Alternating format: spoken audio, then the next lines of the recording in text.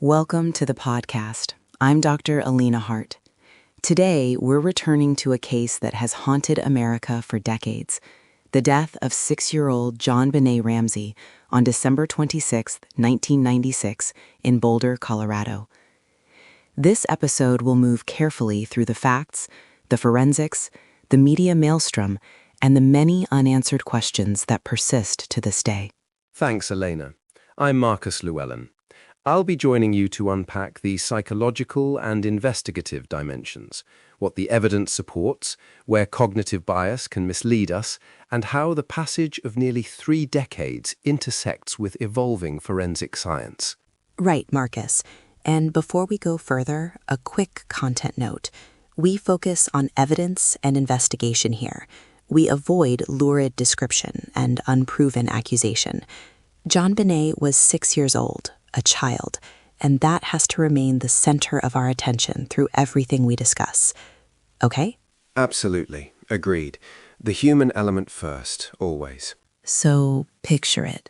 Morning after Christmas, 755 15th Street, a large Tudor-style house in an affluent Boulder neighborhood, holiday decorations still up, and then a frantic 911 call at 5:52 a.m. That call would echo for decades.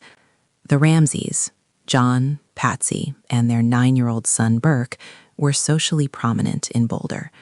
JonBenét, 6, known for child beauty pageants, would become, tragically, the public face of the case.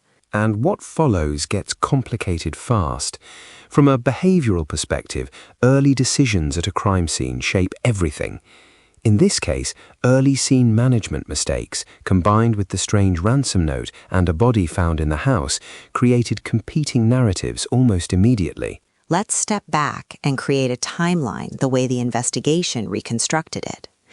December 25th, 1996, the family spends the evening at friend's home, the Whites, returns, and JonBenét is put to bed in the house. December 26th, Patsy reports waking up around 5:30 a.m., descending the back spiral staircase and finding a 2.5-page handwritten ransom note on a stair. She calls 911 at 5:52 a.m.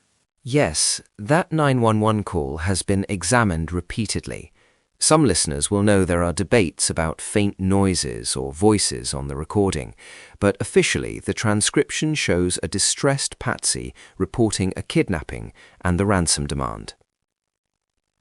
That ransom demand, £118,000, coincidentally matched a recent bonus John had received. That detail raised eyebrows early on. Right. John's bonus exactly matching the demand is one of those facts that fuels speculation but doesn't by itself prove anything. It's a fact from the investigative record. Another critical and tragic fact, around 1:05 p.m., after detectives and family members researched the house, John opens a closed door to a small windowless room, the so-called wine cellar, and discovers JonBenét. She is later found to have been killed by asphyxia from strangulation associated with craniocerebral trauma. The body was found with a garrote fashioned from a white nylon cord and a broken wooden paintbrush handle, and with her wrists bound and tape near her mouth. Investigators noted injuries to the head consistent with blunt force trauma, and the autopsy reported both the skull injury and the garrote as lethal mechanisms. The presence of both is frankly unusual and complicates behavioral interpretation. And this is where the forensics and scene handling intersect. John lifting JonBenét's body and carrying her upstairs, friends and pastors coming and going, and the house not being secured immediately. Those are contamination events. We must say clearly, those moments made it harder to untangle what happened. Detective Linda Arndt later said she felt overwhelmed and alone for parts of that day. It shows how human emotion and procedure can collide. Exactly. And from a psychology of investigation view, when the scene is altered, it invites competing stories. People start filling gaps with plausible-sounding narratives. The ransom note, which we'll unpack in a minute, gave a tidy story, kidnapper demands money. But the practical reality, no ransom call following the note, and the body found inside the home, failed to fit that tidy version. Let's talk about that ransom note. It was long, about 2.5 pages, written on a notepad found inside the house using a pen belonging to the Ramseys. Its tone mixes pseudo-military and Hollywood-style threats. It starts, "Mr. Ramsey, listen carefully," and ends, "Victory, SBTC." That closing, SBTC, has never been conclusively decoded. It's one of those small mysteries within the mystery. And the linguistic oddities matter. The note claims to represent a small foreign faction, an odd way to self-describe, and includes specific requirements about cash denominations and threats of decapitation. Behavioral analysts often flag such theatricality as either the product of a troubled outsider emulating movie kidnappers or someone trying to stage a kidnapping from inside. The presence of a practice draft, there are indications, written on the same pad, is troubling. It suggests time spent writing inside the home. Right. Another red flag. The note demanded $118,000, the amount of John's bonus. If someone truly intended to abduct and ransom a child, they would typically try to prevent immediate access to the family, and they would expect the family to contact police. But here, the note specifically forbade police involvement, yet police were called. No ransom call followed. So the note reads like a stage prop in many people's eyes. So, Elena, do you think the note was more likely staged by someone in the house or by an intruder who acted oddly? Which way does the evidence push us? Marcus, it's not binary. The note being written inside the house with the family's pen and pad is troubling. But we also have an unknown male DNA profile found on JonBenét's underwear and other clothing items that does not match family members. That DNA points toward an outsider. So the evidence is mixed. It supports proponents of both an intruder theory and theories suggesting internal staging. That's why the case remains so stubborn.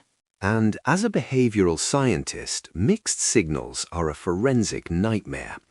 The DNA evidence is compelling in that it doesn't match the family, but there are also questions about the provenance of that DNA. Was it transferred in a factory, contaminant, or truly from someone present at the crime? The testing methods in the late 1990s were not as sensitive as today's. Meanwhile, the note and the house-level staging are strange in ways that fit someone with inside knowledge. Let's slow down and walk through the autopsy findings carefully, because they anchor a lot of debate. Official cause, asphyxia by strangulation, associated with craniocerebral trauma. The autopsy identified a severe skull fracture. Some sources report approximately 8.5 inches of fracture reported in some analyses, and significant evidence of strangulation by the garrote. There were also genital injuries and signs that the area had been wiped. No semen was found. Those details led some to argue for sexual assault, others wondered about staging. It's complex. Complex is the right word. The presence of both blunt force trauma and strangulation suggests either a sustained violent attack or an attack where the assailant ensured lethality by multiple methods. Behaviorally, that can indicate rage, sexual violence, or an intent to kill. The garrote itself, constructed from a nylon cord and a paintbrush handle, hair caught in the knot, suggests deliberate construction rather than a panic improvisation, though interpretations differ. And importantly, one part of that paintbrush handle was traced to Patsy's art supplies, stamped Korea. Yet a portion of the handle used in the garrote was never recovered. That again creates both connections and gaps. We can't jump to conclusions, but the forensic mosaic is full of missing tiles. Elena, quick interruption. Just to note, when people listen to all this, they often ask, could a 9-year-old Burke have done this accidentally or otherwise? We have to treat that with enormous care. The publicly available record includes reports of prior sibling incidents and theories put forward by some, but legally and investigatively, Burke was never charged and was cleared by a grand jury in 1999. It's essential we don't present speculative accusations as fact. Absolutely, Marcus. We must be precise. There are theories that involve Burke in variations, an accidental or intentional child-on-child event followed by a parental cover-up, but no direct evidence in the official record proves his involvement. Public discourse on that point has led to lawsuits and settlements, and the case law shows how damaging unproven allegations can be. So we describe those theories as theories. Period. Good. Now, back to DNA. The unknown male profile has been a sticking point. Mary Lacey, the Boulder County DA in the mid-2000s, issued a 2008 letter effectively apologizing to the Ramseys and indicating that DNA evidence pointed away from them and toward an unknown male intruder. That was a major public shift. Yet decades later, the DNA hasn't produced a match in criminal databases. That raises two possibilities. The unknown male isn't in the databases, or the DNA is too limited, or it might be contamination. The forensic community still debates this. And there's more. John Ramsey has publicly complained that male DNA on the garrote hasn't been fully tested with newer methods, and that several items sent to labs in 1997 were returned untested. Boulder police maintain they've used state-of-the-art methods and that they're preserving small DNA samples carefully to avoid consuming them with testing that might not be conclusive. That's an ongoing tension between the family's demands and investigative caution. Right, there's the ethical and scientific issue. Destroy a limited sample to try one technique now, or preserve it for newer, potentially more informative techniques. It's a real dilemma. In the 2010s and 2020s, genetic genealogy solved other cold cases, but it requires sufficient DNA and also legal and policy decisions about how to use it. Boulder has, according to their December 2023 update, been collaborating with experts and preserving evidence for best practices. On the point of breakthroughs, there was renewed attention in November 2024 with Netflix's docuseries Cold Case: Who Killed JonBenét Ramsey, which reignited public interest. That series, like many documentaries, highlighted investigative missteps and raised new public questions. Boulder police denied sitting on evidence and emphasized active work and confidentiality. Then, in late 2025, police said they'd interviewed new leads and uncovered unspecified new evidence. So the case remains officially open as of early 2026. And that unspecified new evidence phrase is both tantalizing and frustrating for the public. From an investigative psychology angle, fresh tips decades later can be valuable. Memories shift, relationships change, and people who once stayed quiet may feel differently. But fresh tips rarely equal immediate resolution. They need corroboration, forensic backing, and careful vetting. Let's pause here for a breath. This is heavy. Listeners, if you need to step away, that's okay. We'll carry on, but I want to make sure we're considerate of the subject's sensitivity. Good call. And Elena, can I ask you a procedural question? You mentioned Detective Linda Arndt felt alone that day. How much did that lack of staffing affect the initial evidence handling? Great question, Marcus. The early response was under-resourced. Officer Rick French arrived about 6 a.m., did a quick sweep, but did not open the closed wine cellar door, perhaps following limited instructions. Detectives Arndt and Patterson arrived around 8:10 a.m., but the home was already a de facto gathering place, friends and pastors moving through. The body wasn't discovered until 1:05 p.m., and the house wasn't secured promptly as a homicide scene. Those delays and movements rendered many trace opportunities compromised. It's a lesson in why lockdown protocols are so strict now. And those missteps fed the public narrative, right? The press smelled a scandal, and the family became the focus.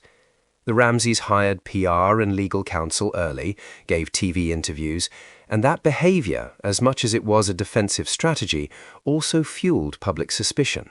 It's a feedback loop. Flawed scene handling invites suspicion. Suspicion invites aggressive public defense. That defense looks guilty to some, and then investigators face pressure to pursue family leads.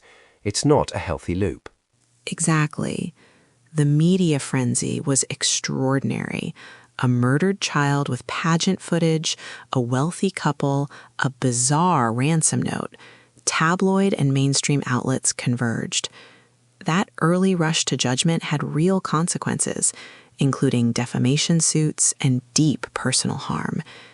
It has also shaped how experts and amateurs interpret the sparse and conflicting evidence. Which makes it hard to separate solidly supported conclusions from narratives shaped by emotion and bias. Let's address some named suspects because listeners will ask. John Mark Carr, for instance. He confessed in 2006, was extradited from Thailand, provided inaccurate details, and DNA tests did not match, so his confession is widely considered a false confession. Yes, Carr is a classic example of a false confessor, someone who inserts themselves into a high-profile case, gives tantalizing statements, but cannot be substantiated by evidence.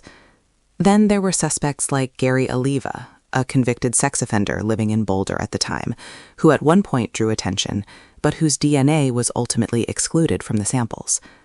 So we've had high-profile leads that did not hold up under forensic testing. Which cycles back to how important DNA is here. The unknown male DNA remains perhaps the single most important objective trace pointing to an outsider, yet after decades it hasn't produced a match. Marcus, Elena, what can we say about the possibility that the unknown DNA is contamination? We can say it's possible. The clothes JonBenét was wearing were factory washed before purchase. Trace DNA can be transferred during manufacturing or packaging, but investigators and a DA in 2008 believed the DNA was meaningful and exculpatory for the Ramseys. The cautious view is the DNA is a piece of the puzzle, important, but not a smoking gun on its own, given the contested sample quantities and testing evolution. And I'd add that even if DNA ultimately points to an unknown male, behavioral interpretation still needs context. How did he get access? What motive did he have? Was the ransom note his or staged by someone else? Forensic evidence and behavioral reconstruction must align. When they don't, reasonable doubt persists. Let's break down the main theories cleanly for listeners. 1. Intruder theory. An unknown outsider entered the home, assaulted JonBenét, left a staged ransom note, and departed. Evidence 4. Unknown male DNA, some plausible entry points like a basement window, and a DA's eventual letter suggesting an unknown intruder. Against, the note written on household stationery inside, the lack of a ransom call, and the risky behavior of someone writing a long note inside a home with occupants. 2. Family involvement or cover-up variations, ranging from Patsy authoring the note to protect the family to theories involving Burke in an accidental or angry event followed by parental staging. Arguments for these theories include alleged handwriting similarities to Patsy, the note's use of the family's pen and paper, and certain behavioral oddities. Arguments against the unknown male DNA and lack of direct physical evidence tying parents to the lethal act. Also, legal actions show how dangerous public accusation is. And then there are the other named suspects we discussed, like John Mark Carr and Gary Oliva, both ultimately excluded or inconsistent with the evidence. These examples show the difficulty investigators faced separating viable leads from noise. The case attracted many who wanted to be the hero, but forensic testing is the arbiter of reality more than wishful thinking. Elena, can I push on one aspect, the sexual injury finding? Sources note genital injury and indications of wiping. How do we interpret that carefully? This is sensitive. The autopsy reported genital injury, and the coroner reported that the area had been wiped. No semen was found. Interpretations vary. Some experts say those injuries indicate sexual assault around the time of death. Others suggest they could be consistent with post-mortem manipulation or staging, or possibly prior non-lethal abuse. The record doesn't support a definitive answer, only that injury existed and its full cause and timing remain debated. And different interpretations lead to different behavioral profiles. A sexually motivated attacker fits a certain pattern. A staged scene fits another. Both possibilities are important to explore without jumping to conclusions, and that's where an objective re-examination of the evidence should help. DNA could clarify a lot if sufficient, reliable samples can be analyzed with modern methods. Speaking of modern methods, Boulder PD and the state's cold case review team have been working since 2022 to reassess evidence and testing strategies. The city said in December 2023 that evidence was preserved and ready for future testing, and that they were consulting DNA experts. Late 2025 statements indicate new leads and evidence being followed, so the investigative work is active, even decades later. That gives some hope, but we should also talk about the trade-offs. Some family members and advocates press for aggressive, immediate retesting and for using outside private labs.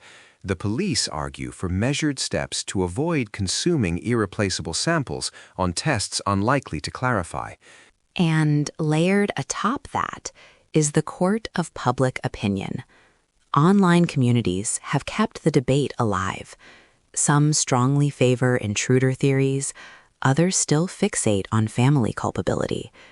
The case functions as a Rorschach test for people's biases about wealth, media, and how justice should work.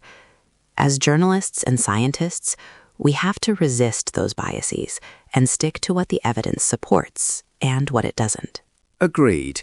Now, practical question for listeners. What would it take to resolve this case realistically? New DNA from the garrote knots or clothing that yields a usable profile for genetic genealogy would be the most promising path. Also, corroborative witness testimony or records that align with a suspect's presence could matter. But those are large ifs, especially given the small quantity of remaining biological material. And the ethical element. Any new allegation requires objective proof. We can't convict in the media.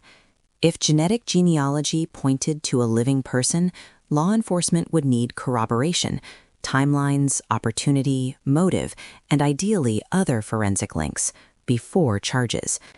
The backlog of unsolved cases that were cracked by genealogy shows it's possible, but it's not automatic, and it's never simple. One point people sometimes miss: even if a DNA match is found that identifies a suspect, investigators then must build a narrative that explains the ransom note, the staging, and the behavioral sequence. Forensic science tells us who might have been there. Behavioral reconstruction tries to explain why and how. Both disciplines must converge for a compelling case. So, where does this leave us? As of early 2026, the official status is open homicide, unsolved. Police say they continue to work the case and have retested evidence with updated methods where appropriate.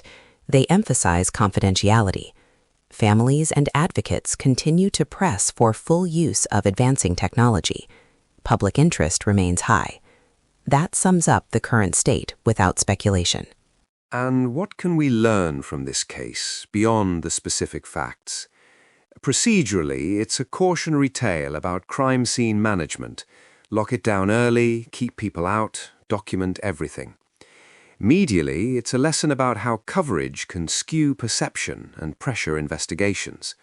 Forensic science-wise, it highlights both the promise and the limits of DNA evidence, especially when sample quantity and contamination are issues. I want to bring this back, one final time, to the person who matters most in any conversation about this case, JonBenét. A child lost her life, and the family endured unimaginable grief and public scrutiny. The ethical responsibility for storytellers is to avoid sensationalizing and to avoid presenting unproven accusations as fact. We owe JonBenét and her family dignity. Well said, Elena. And I'll add, as experts and consumers of information, we owe the investigative professionals and the public rigorous analysis, skepticism of easy narratives, and patience with science. This case reminds us that justice is a process, not a headline. Before we close, Marcus, any closing thoughts on possible next steps investigators might take based on the record? Yes, 2 practical steps. 1. Continue measured, expert-led reanalysis of the remaining DNA with validated, non-destructive methods where possible, and employ genetic genealogy only when ethically and legally appropriate. 2. Re-interview witnesses with fresh, neutral protocols. Memories change, and new corroborative details sometimes surface decades later. Those 2 combined give the best chance to move forward responsibly. Thank you. And for listeners who want to learn more, the materials we consulted include City of Boulder updates, mainstream reporting from the Washington Post and People, and comprehensive timelines compiled by Remembering JonBenét. We'll include those in the show notes. Marcus, one last and a bit softer. What do you feel when you step back from the evidence and look at the scene as a human being? I feel sorrow and frustration. Sorrow for a child taken and a family broken. Frustration at the way early mistakes and media fever complicated the investigative path, but also a kind of guarded hope. Forensic science has solved cold cases that once seemed impossible, so I feel that, cautiously, the possibility of answers remains. Me too. And to everyone listening, if you have tips or credible information, the Boulder police maintain that their investigation is open and they welcome verifiable leads. They emphasize that it's never too late for justice. But please, if you engage online, do so responsibly. Don't amplify unproven claims or target people without evidence. Short note, this is one of those cases where curiosity must be balanced with restraint. The search for truth shouldn't become a vehicle for harm. We will continue to follow developments and revisit this if meaningful breakthroughs occur. For now, thank you for joining us for a careful, evidence-based look at the JonBenét Ramsey case. Marcus, thank you for your clarity and compassion. Thanks, Elena. And to listeners, take care and remember why we do this. Not for headlines, but for respect for victims and the slow, steady work of truth. Goodbye for now. We'll be back with more in our next episode.